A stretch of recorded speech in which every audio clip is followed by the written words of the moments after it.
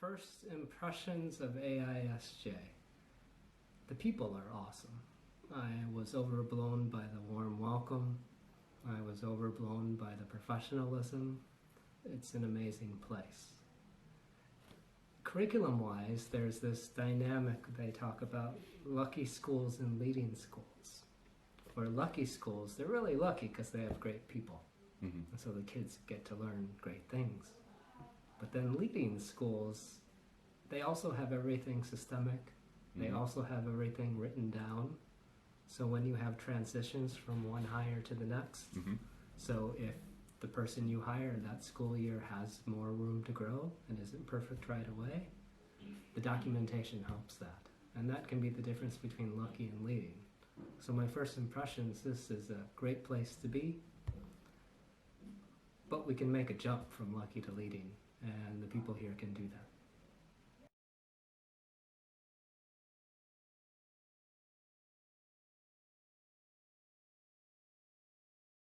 Okay, why are we focusing on assessment this school year? It's part of our strategic plan. We have a strategic plan that was derived out of the last accreditation visit. And what they did is they worked on stage 1 of the UBD design, and they did that before my arrival, and so we weren't going to go back and do that over again. I was charged with, let's work on stage 2, which is about assessment.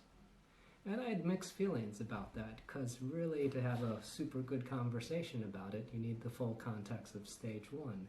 And I wasn't sure what the school talked about or what the school didn't talk about. But we had to make a decision.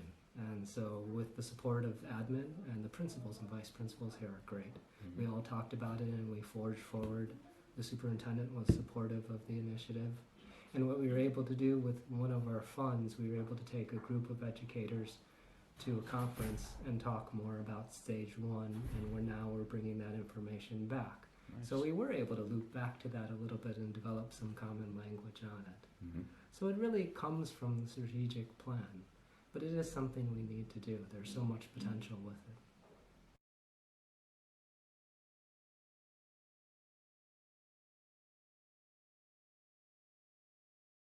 The going to grandma's house analogy, I have to admit, and I've said this publicly before, I heard it from someone else. But I really want people to understand that it's a process, that when you're on that country road and there are no street lights, all you have are your headlights and you can only see this far ahead, but you don't quit, you don't stop, you keep going. And in school development, curriculum development, especially these long-term 2-year, 4-year projects, often things change, or there are frustrations. People are just plain busy, and there's always this temptation to just stop. And so we need to try and not be so snap reactive when we're stressed, and acknowledge stress and be, okay, yeah, that's hard. How can we adjust things? But we don't stop in the middle of the road and give up. We keep going. I thought that was a powerful analogy, and we want to keep using it until we get there. Maybe when we get there, the next analogy will be the road home.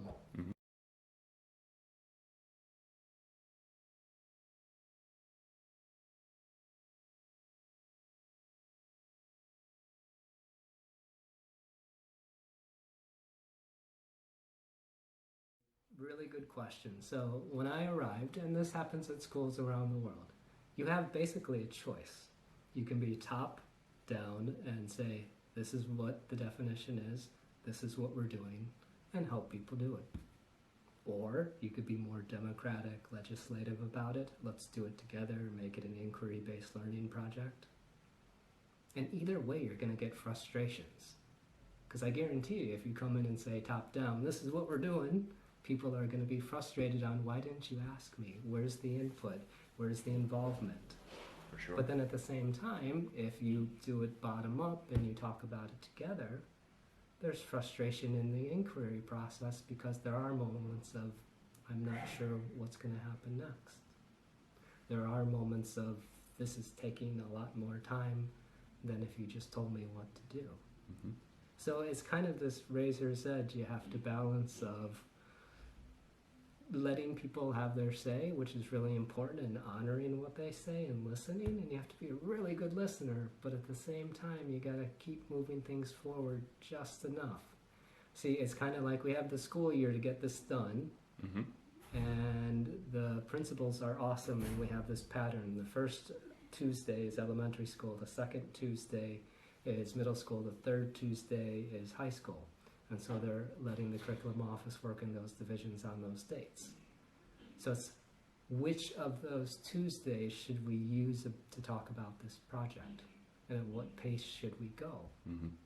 And that decision's been made monthly or every 2 months. We've talked about it. And a lot of that conversation is based on how busy people are. Like, this is a bad month to do it because we have report cards due. This is a good month to do it because looking at the calendar, there's less going on.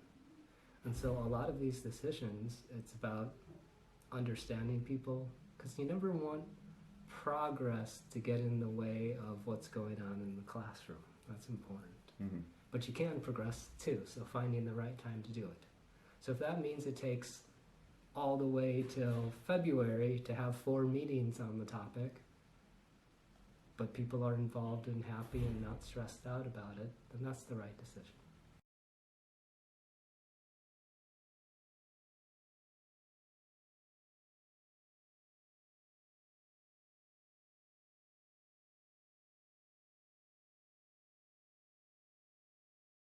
How did the principals and assistant principals draft their positions? What we did is we took all of the feedback that the teachers had. The teachers had it all on the big paper. And we took screenshots or cell phone pictures of those. We put them all in a Google Drive file so everyone could see them digitally. But also we scheduled 2-hour meetings. So me and the principal and vice principal 2 hours. Me and the vice principal 2 hours. All 3 divisions. We looked at the digital files, we looked at the hard copies, and we just looked at one at a time. Talked about it. I like that. I'm not so sure about that. What do you think that means? But we also looked at the teachers' feedback about those draft definitions, because the exercise was for them to write notes and put stars and stickers. I like this, I like that. Oh, why did they like that? Oh, look at the comment they wrote about that. Oh, they were really good conversations, and they did take almost the 2 hours, the whole time period. And we just kept writing and writing, taking notes. And eventually, let's say the principal and the vice principal and I, they might have a version that's a full page. And so then we whittle it back until it's just 3 sentences. So it was a cool process. I got to give compliments to the principals and vice principals. They were very good about it.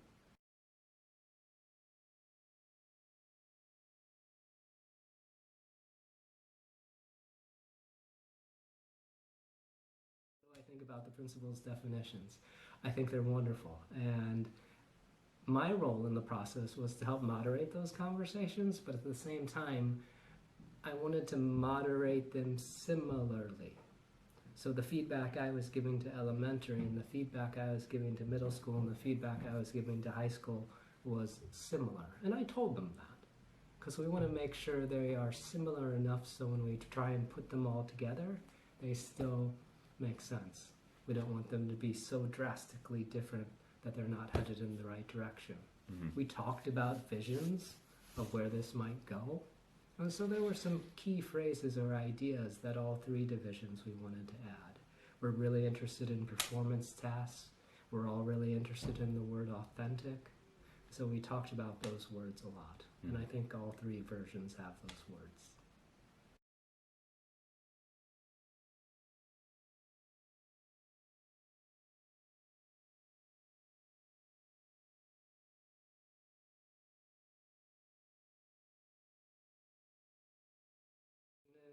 What do I think the teachers are going to think about the first drafts? I think they're going to like them, and I think they should be excited, because when the teachers see the first drafts, they should be able to see, oh, I wrote that part, and it's in the first draft.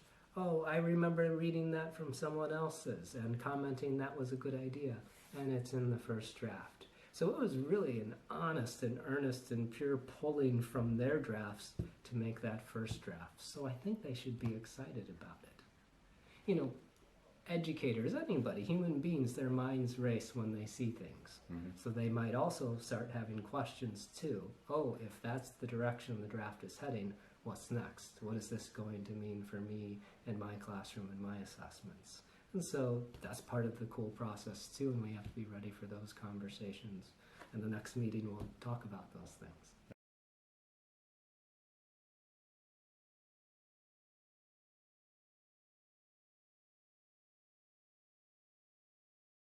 It takes so long to get to this stage.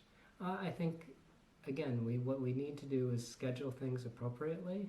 And we could have said we're going to take all the Tuesdays and do this, but people are busy. And we have to recognize and respect the work they have to do in their classrooms. And then together, collaboratively with their division leaders, try and schedule the right time to do it at the right pace. And if that means things take longer, but people are present at these meetings, present at these times to collaborate, instead of stressed out about something, then it's worth taking longer.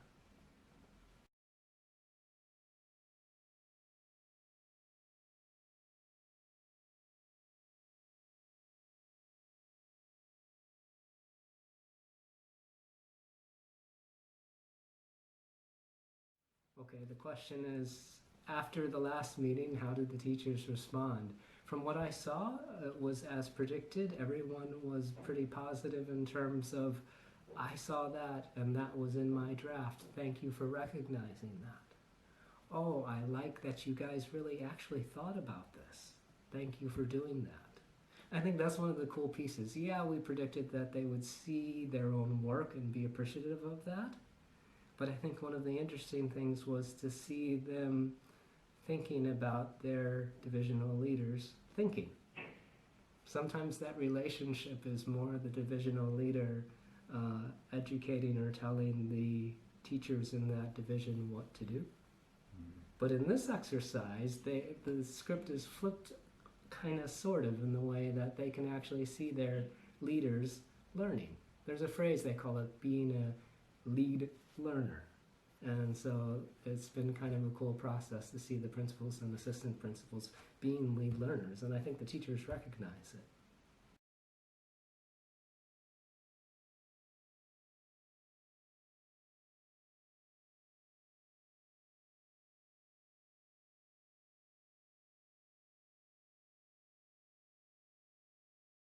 What is next? The next step is the middle school and high school and elementary divisional leaders. We have to bring all three definitions together and try and make one. I think it'll be okay because, again, when we were moderating those conversations, we used similar feedback. We talked about similar words. Also, when they made those individual drafts, we all took a look at our mission again. We all took a look at our learning cycle again. We all took a look at a lot of our principles again. All of these things are previously made documents. We looked at the arrow standards again, the arrow definitions or glossary again. We looked at some UBD definitions again. So for all three of those drafts, we were pulling from the same sources in terms of our thought processes. So I'm optimistic that it'll be okay. I guess it depends on what time that meeting's scheduled. But I'm optimistic we'll be able to come up with a single draft.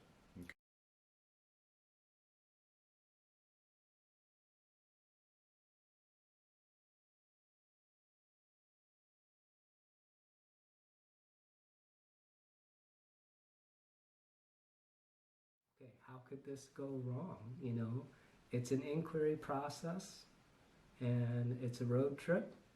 And it could always go wrong and you could always have an accident. I guess what I fear the most is that we come up with a very progressive definition that talks about what is authentic action, what is a performance task, what is true real-world application, and it just kind of gets pocketed as something on the side.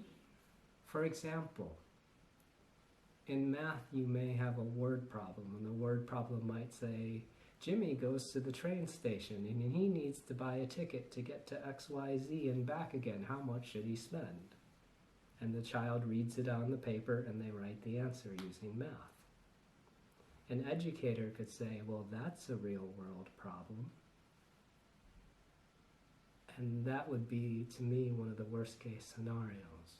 If our definition is something that's about a rich task, a real world authentic performance task, it means they're doing it for real, an actual real performance, even if it's role play or acting it out. So making that bridge from it on paper to actually finding the time in the classroom to perform it or act it out, that's challenging because they have busy schedules. It can be done, but it is challenging. So worst case scenario, it turns into just word problems.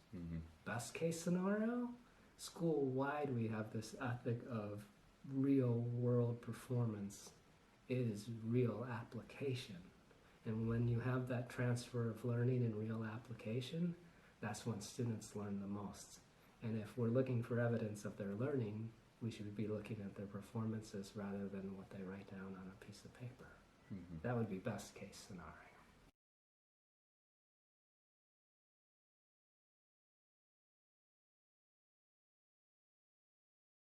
Videotaping so much. There were a couple articles that were really important to me. One of them talked about the influence of social media in education and the way students learn. Another one talked about future roles of educators. And both of these really impressed me in that they had great foresight and understanding for the way we act outside of school. A lot of the times outside of school, we're on YouTube videos. We're watching YouTube videos, we're looking at social media. Our students are on YouTube videos, watching social media, watching YouTube videos.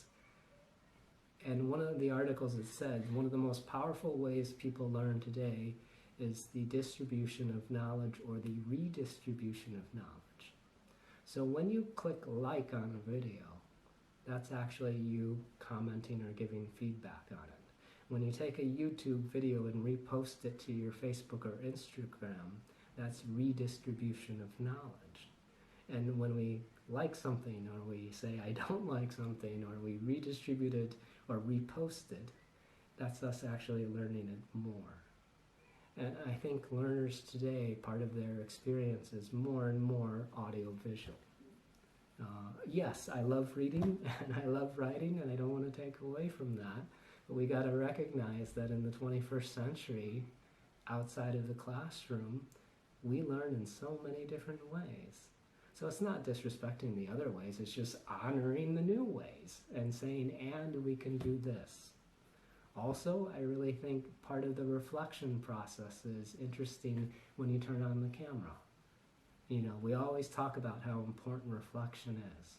And I can give someone a piece of paper and say, reflect about it, write in your thoughts. Yeah, that's useful and powerful, but it's interesting. You turn on the camera, how do people act differently? How do they think differently? How can they say something differently when in that moment?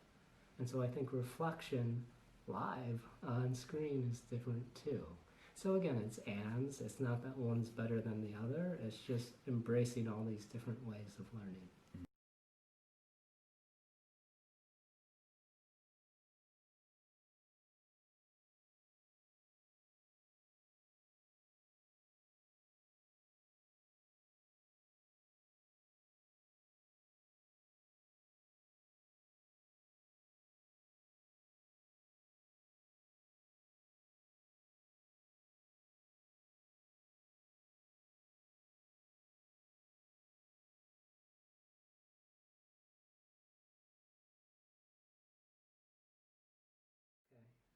What I'm hearing in the question are two words. Target is one of them. Another phrase instead of target I like to think about sometimes is the word projection. Units of study are often called projections. And you think about a movie camera projecting an image. And it's kind of a dream, it's a projection, it's something we aspire to. But that's a little bit different language than a target. Target's much more rigid. Projection is more thinking about this is where we could go. And it leaves room for this imagination aspect. When you think about a movie projection, there's this creativity in the art of it too. So I like that word a lot. There's also the word measurement. And one thing we've talked about a lot here is that if you distill assessment down to its essence, assessment can be understood as purely as a communication. It's not a measurement, it's a communication. Someone writes something on a test. Someone does something in a project. Someone says something in a presentation. What have they done? They've communicated to me. And all I can do is, which is good, I can communicate back. This is what I saw, this is what I heard, this is what I'm reading, and give some good feedback to move forward. So what I do is flip those two words and I'd say, let's try and communicate during our projections. That might help us get out of that trap. And if you structure your communications, it sure helps. Mm-hmm. If your ethics are good in those communications, it sure helps too.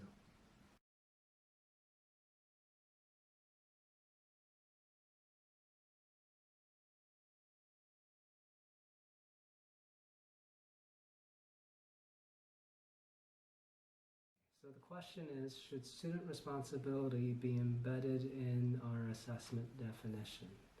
I think one word that kind of touches on that is some of the drafts have used the word reasonable or timely. So yes, there is a timeliness to communication in assessments. Mm-hmm. Yes, there's reasonableness within communication to assessments. So if you're talking about redos and retakes, can you do redos and retakes the next school year over the summer of the following school year? That would be unreasonable. So yeah, it's okay to have that conversation. I really think that's different per division, and the division leaders should communicate with their professional learning communities and make their own parameters for that. But yeah, there's totally room for those kinds of words, timeliness, and being reasonable.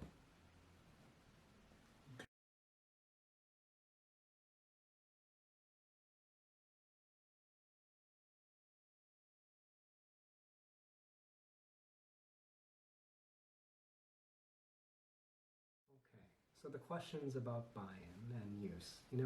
I think number one, the process that we're embarking on now, that we're enjoying now, the journey that we're on now is part of that buy-in process. So again, if we were to do it heavy hammer, this is what we're doing, orders, then the buy-in would be less. If you get everyone involved and you really sincerely listen to their ideas, then the buy-in's more. So that's kind of step one, that's important.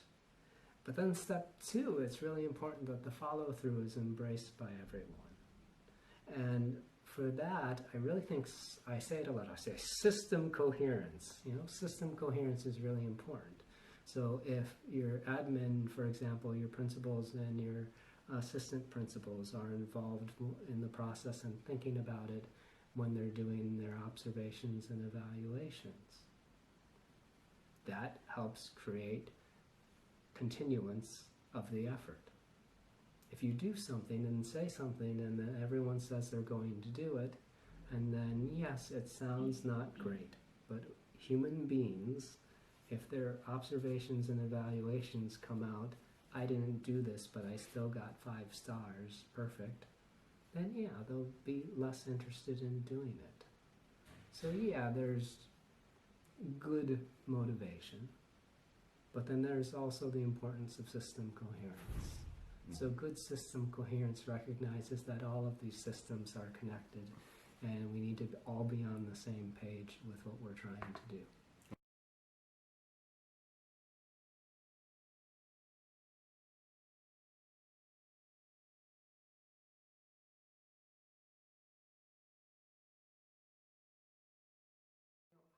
Our assessment definitions, they may talk about mastery, they may not. We'll see. I'm not seeing that in a lot of the drafts yet. But in terms of letter grades, versus powerful feedback and comment.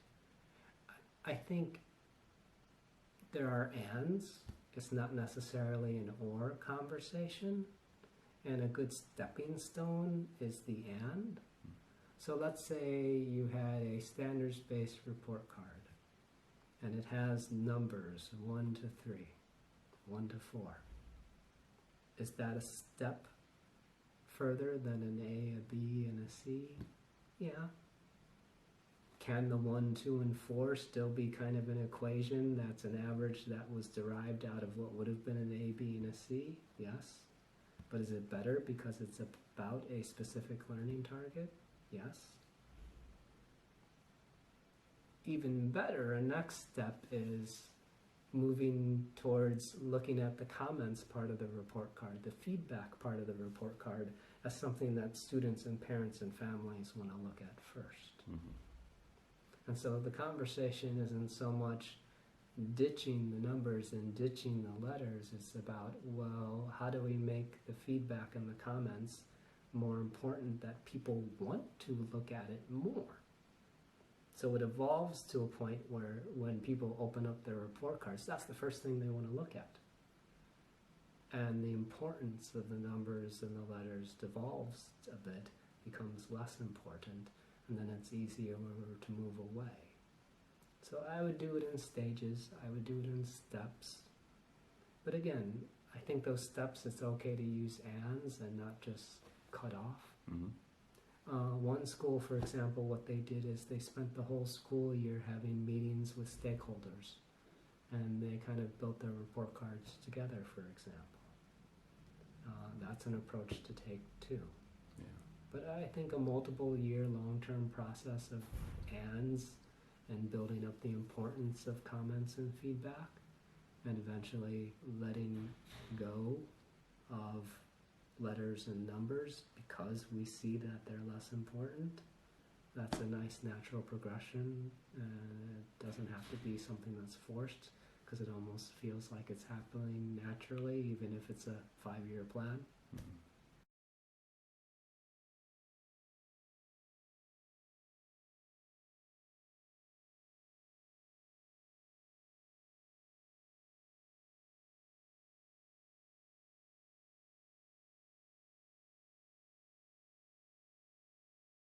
So the question is the difference between elementary and middle school and high school.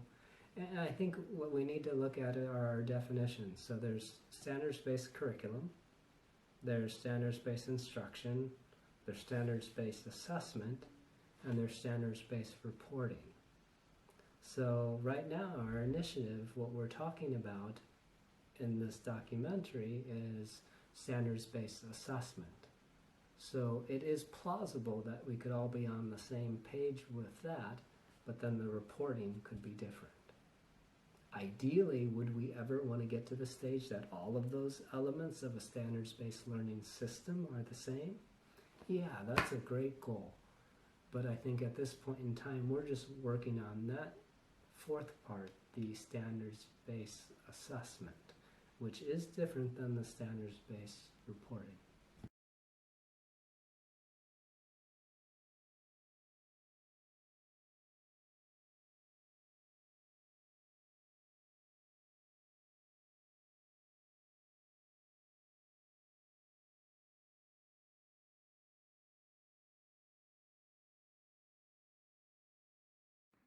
This is a cool question because we're talking about where is this going and how might we assess our assessments. So ideally we're going to get to this point where we will say this is what we think a good formative assessment is, and this is what we think a good summative assessment is. What this may mean for summative assessments is we may school-wide ask everyone to look at their summative assessments against the definition. I'm rocking and rolling, I'm okay. Or I have room to grow and I can add to what I have already. Now, that might not at all replace what they have. It might be an addition, for example. So one example I like to use is I was working with a math team, and they had these end of module paper assessments.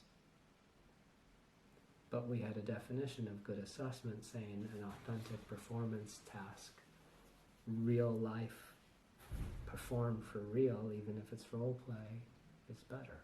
Mm-hmm. So what we did is we negotiated and had a cool conversation and said, okay, the paper test will be 50% of the grade and the performance will be 50% of the grade. So they didn't throw out what they already had. It was an and, not an or. Mm-hmm. Maybe 5 years down the road, those same teachers might get to the point where they feel like, you know what, this performance is giving me much more valuable information. Mm-hmm. Or they might continue to say, I like the 50-50.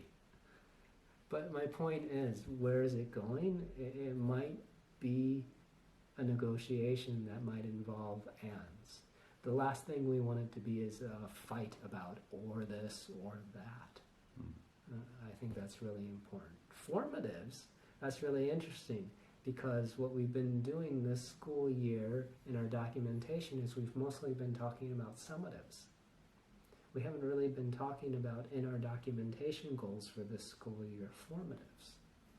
Now let's say if our definition of formatives turns out to be suggesting that good formatives are basically learning activities, then next school year, as we start looking at our documentation goals for learning activities, we might start suggesting that that's where all our formatives should be stored.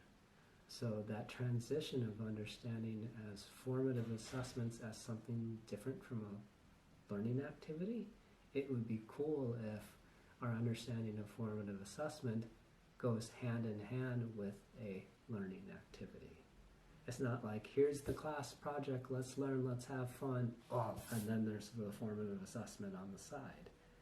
It'd be cool if they were the same thing, because that's a really good definition of forming learning. Mm-hmm.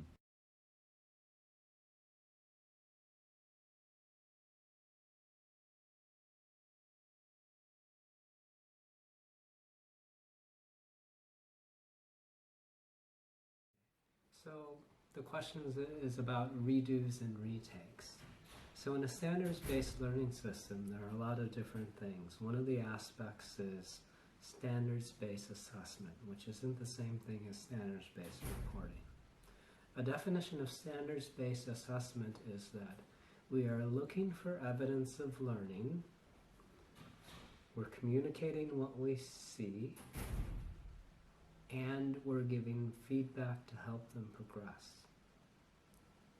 I think the first part is easy to understand and is usual, because we're always giving feedback. This is what I see. You know, some people like to make it a letter grade, some people like to make it a number, but that's kind of standard assessment. The thing that makes that definition about standards-based assessment different is it includes and says, and it gives the student information to progress. And it's saying that is equally valuable, and if you don't do that, you're not doing standards-based assessment. Let's think about that. And giving feedback to progress. So the point of this communication is it's not over. The point of this communication is you have another chance. So without redos and retakes, it's not standards-based assessment. Can we talk about timeliness? Can we talk about what's reasonable and not reasonable? Yeah. So I think a lot of persons' concerns with redos and retakes might be around the definitions of timeliness and what's reasonable and not. And that's a really important conversation for divisional teams to talk about. But I think if you can get over that conversation and make agreements about timeliness and being reasonable, then everyone would be on board with human beings are not one and done. That's not a lesson we teach each other. Human beings, we give them a chance. I care about you and I want to see. And it might not be perfect today, but I want to see tomorrow. That's okay.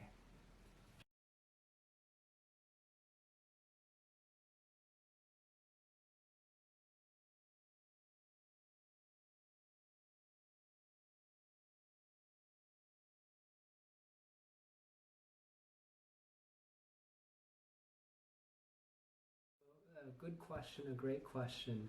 And the teacher's asking about moderation. And moderation is a really important practice that teams of teachers need to take. So let's say you have 4 different grade 4 teachers, and they're supposed to be all using the same rubric, and they are, but they're using it differently.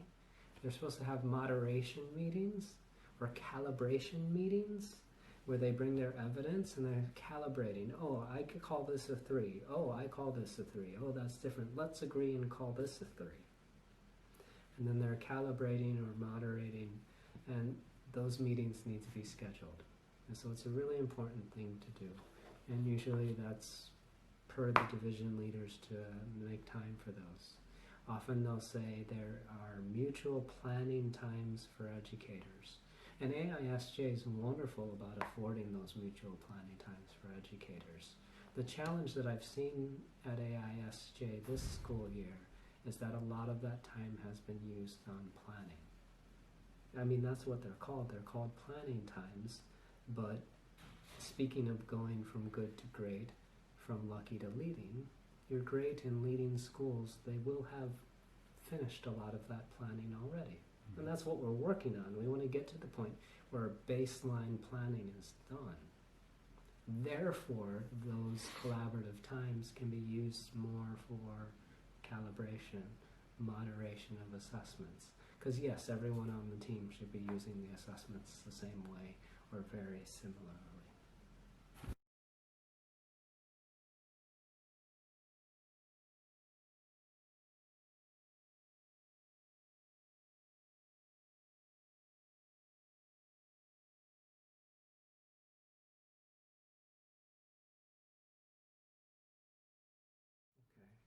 Good question. She talks about a lot of things in that question. Formative assessment and differentiation. See, it would be great if we could get to the point with our definition of formative assessment where formative assessment isn't the quiz that I give. Yeah, that's one example. The exit ticket that I give. Yeah, that's one example.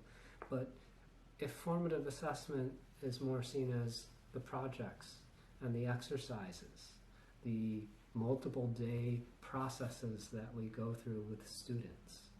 We started this one day, it's lunchtime, see you tomorrow, and then we started again the next day. We keep going. That learning's forming across the project. That learning's forming across the progress. And if that's the case, that formative assessments aren't 5-minute quizzes only. If formative assessments are multiple day projects, for example, then there's totally room for differentiation within there to adjust across each and every day based on what you're seeing the day before. Are one-day quizzes okay? You know, they can be differentiated too. One thing about differentiation, there's Tomlinson, she writes that there are 3 dimensions to differentiation. There's your content, your process, and your product. So content means that for different people, you might unpack the standards differently. The content might be different. Because sometimes we open a book, we say, okay, that's the content, that's what the students need to learn. And then we move forward. But sometimes it's important to go back. When I first looked at that standard, that's how I read it. Maybe I can read it differently. Process is what we usually see when we talk about differentiation. Oh, for you, I'm going to do it a different way. For you, we'll do it a different way. For you, you're standing up. For you, you're sitting down. For you, it's going to be writing. For you, it's going to be speaking. So different exercises. Product, and this is where we get to the quiz, that is also something that can be differentiated. What she would say is the product of the quiz, it doesn't have to be a paper quiz. It could be an oral quiz. It could be a videotaped quiz. Here's an interesting way to approach it. When was the last time we said to a student, today's pop quiz, you show me what you've learned. Today's pop quiz, how would you like to provide evidence that you've learned this? On your marks, get set, go. So that's differentiation, and that fits definitions of assessment. You'd have someone walk in the room and say, I'm going to give you a 5-minute speech on what you taught us yesterday, and I'm going to make it entertaining. Showtime. Yeah. But that same person put a paper in front of them and maybe not. For sure. Vice versa, the person with the paper couldn't do it another way. But both are evidence of learning. Both are equally valuable. In today's digital multimedia age, the verbal is becoming even more important.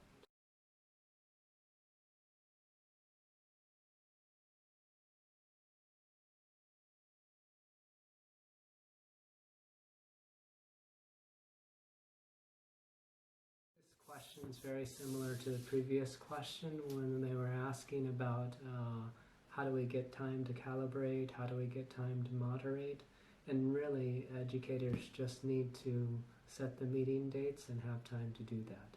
And again, I'll comment that what I'm seeing at AISJ is we have some baseline planning that we have to finish.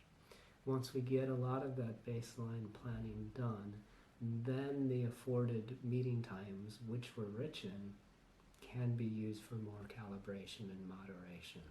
So it's something we can do. And that's the difference between good and great and lucky and leading. Okay.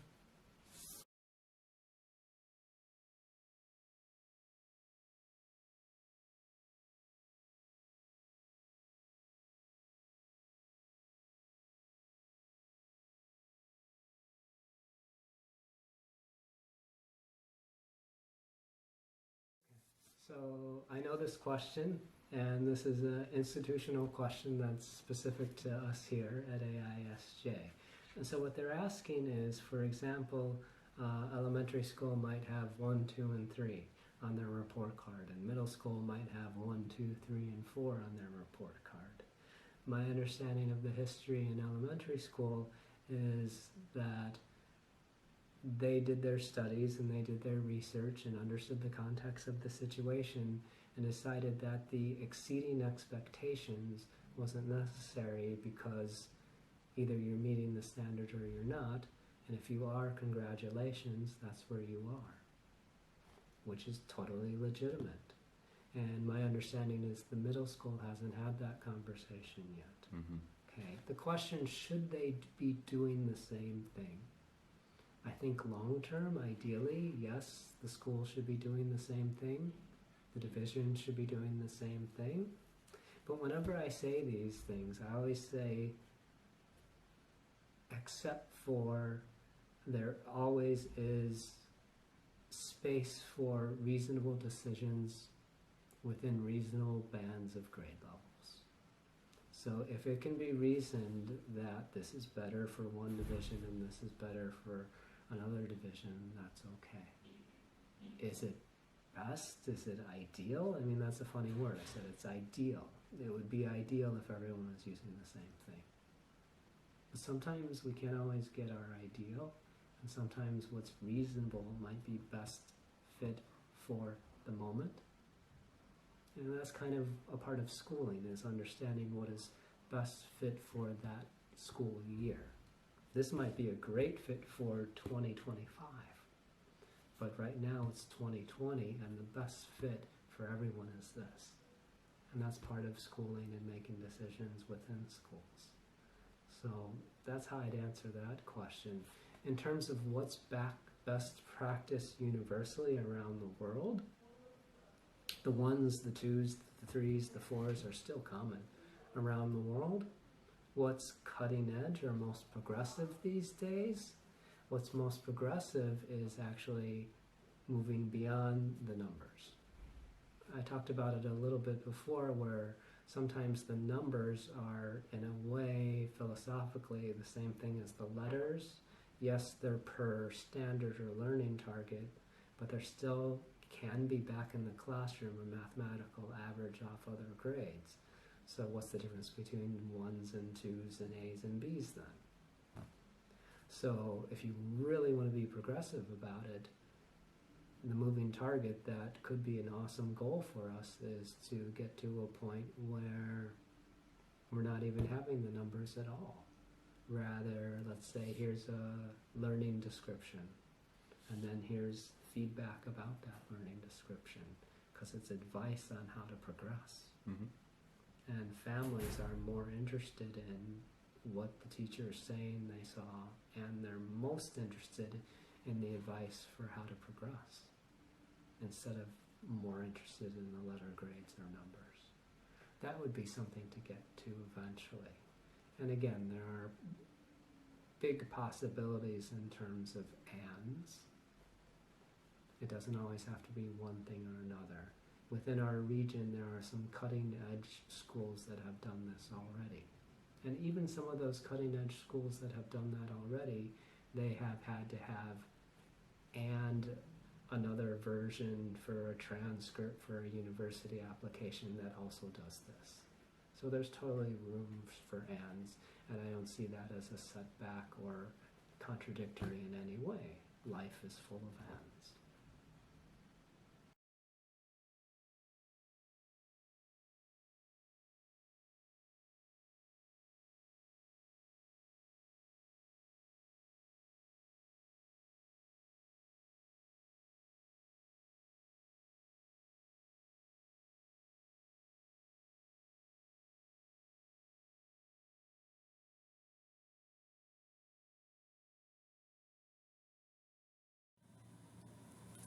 Hi everybody. Today is actually July 31st, 2020. Time flies. And I just spent the last 3 days putting together these videos, about one per day. Fair enough, I'm not a video making expert, but I did my best. So pardon the sound quality in some spots. I hope you didn't get zinged by a loud noise. I wish I knew how to fix it, but I wasn't sure. I actually didn't get a hold of these video files until mid-July. I'm super thankful for Jalal's camera work, and then in turn thankful to Mehdi for finding a way to get that elusive hard drive to me over the summer. Thanks guys, I really appreciate that. Looking back on these videos, a few things come to mind. I'd say number one, wow, it seems like so long ago, and sure felt different then. Things sure changed. I couldn't help but laugh at myself as I try and remember when was the last time I dressed like that. It reminds me of a funny meme I saw going around this morning. Someone put on Twitter or something like that. Hard to believe that I used to leave the house to go to work 5 days a week. Seems excessive. Ha ha ha, but it does seem like a long time ago. The other thing, watching and preparing these videos, it reminded me that, especially in those earlier videos, just how impressive all of you are. We've got such a great faculty. Everyone's so intelligent, so bright, so articulate, so curious, and eager to progress. I miss all of you greatly, but hey, we'll see you all soon. Moving forward, things sure didn't go as planned, you know. What was the plan? Actually, the principals, assistant principals, and I had actually had March, April, May, all planned out, June planned out. We were going to spend those months meeting once a month on Tuesday, and we were actually going to celebrate the publication of our final school-wide AISJ assessment definition. We were actually going to have party streamers and food and cake and ice cream and everything. The videos were going to be for watching while we ate cake and ice cream. And again, it was all supposed to be a celebration of, together we did it. We made it through this inquiry and this drafting period, and we produced something together. We were also going to spend time talking about the important parts of the definition, such as, you know, what is a good performance task? What does an authentic performance task? And we're going to game plan, draw up plans for how can we make these improvements to our assessments in the next school year, in 2020. And then we were going to say goodbye for the summer and again celebrate the good work we did, have a plan for the next school year, pat ourselves on the back, and have a good summer. That was the plan. But then the campus closed and we went online, so we had to pivot all of our attention to online learning. But thanks to the principals and assistant principals, we were able to meet with, they were able to meet with me online, and we were able to finish the definition. And thanks to them for understanding that one way to use it in the spring would be to talk about how to assess our students online in the spring, and ultimately with our report cards too. I mean, it wasn't the plan, but it was one thing that we could do to make use of the definition, and it was something we needed to talk about. I really enjoyed those Zoom meetings we had, especially the smaller team ones. I hope it helped. I don't think it fixed everything, but I hope it helped. Like I had emailed earlier, we probably would have come to the same conclusions anyways. The same decisions would have been made anyways. But I think our body of work may have helped nudge us in the right direction a bit quicker. Or maybe for others, helped with a little bit of motivation to keep going, or to do the right thing, or to do a bit more. Moving forward, you may wonder, what about our strategic plan and 2021? That's a good question. And my response is similar to what I had written in our reopening guide. We're going to do our best to keep going. But as I just said in the video, deciding when and how to do things is really situational. And we always have to make the best decision possible to fit our circumstances. So looking at next year in a very abbreviated manner, we'll take a minor look at our summative assessments again, but due to circumstances, we're not going to have that transformative school year that we had hoped. That's something that's going to have to wait till another school year. We will put our fourth quarter assessments on that list by the end of the school year, but again, that's not the big transformative year that we had hoped for. More so, next school year, as written in my thank you email, we'll spend 2021 minimally planning out, per our strategic plan, what stage 3 learning activities in Atlas should look like. There's a lot of potential there. Potential for making essential practice agreements. Potential for deciding on what's best for ed-tech integration. Potential for collaborating more with our LS, ELL, and SLP faculty. But again, that's what we'll minimally do across 2021. At the beginning, though, we'll have more important things to do. To begin with, at orientation, we'll focus on what's in front of us. As written in the first newsletter, at the top of that What's Next letter, we'll have modules at orientation on dealing with COVID slide and assessment 2.0. For both topics, we'll collaborate on identifying priorities for learning. It's really needed for both topics. For the dealing with COVID slide module, we'll make sure we understand what it is and what it isn't. We'll discuss real-life practical solutions that can really work given our circumstances. A lot of the things we read online, it might not actually work given our circumstances. So we need practical, down-to-earth solutions. For assessment 2.0, we'll leverage our existing assessment definition to increase our assessment rigor. We call it 2.0 because while we did a great job of making the right decisions in the spring when faced with a crisis, this fall, it's less of a surprise, and we can definitely increase our rigor. But at the same time, we need to understand that there are ways that we can remain flexible and empathetic with very special circumstances that a family might have. We'll talk about it at orientation. But again, we're going to increase our rigor, yet remain open-minded. And of course, largely at orientation and in the fall, we're going to spend time, especially with your divisional leaders, talking about health and safety, and especially with your ed tech coordinators regarding online learning strategies, practices, and resources. I'll end this epilogue by saying, and maybe you've heard this from me before, two of my favorite work words are strategic and agile. We need to be strategic. We need to progress. We can't go backwards. But we need to keep going in the fairest way possible. And that's where agility comes in. We need to be agile. We need to adapt to shifting priorities and needs. And it's kind of this balancing act, but it can be done, and we can do it. We can make good, balanced decisions. There's this great book called The Management Myth, and it talks about the history of MBAs, who invented them, what are they, how they evolved. It was a made-up subject.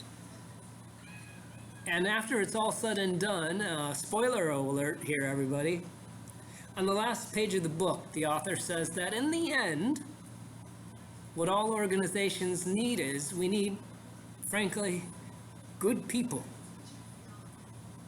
People who are kind, people who are ethical, people who can listen to others, work together, and make the best decisions possible.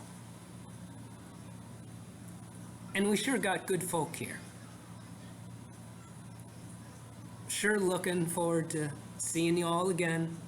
Ladies and gentlemen, take care and see you later.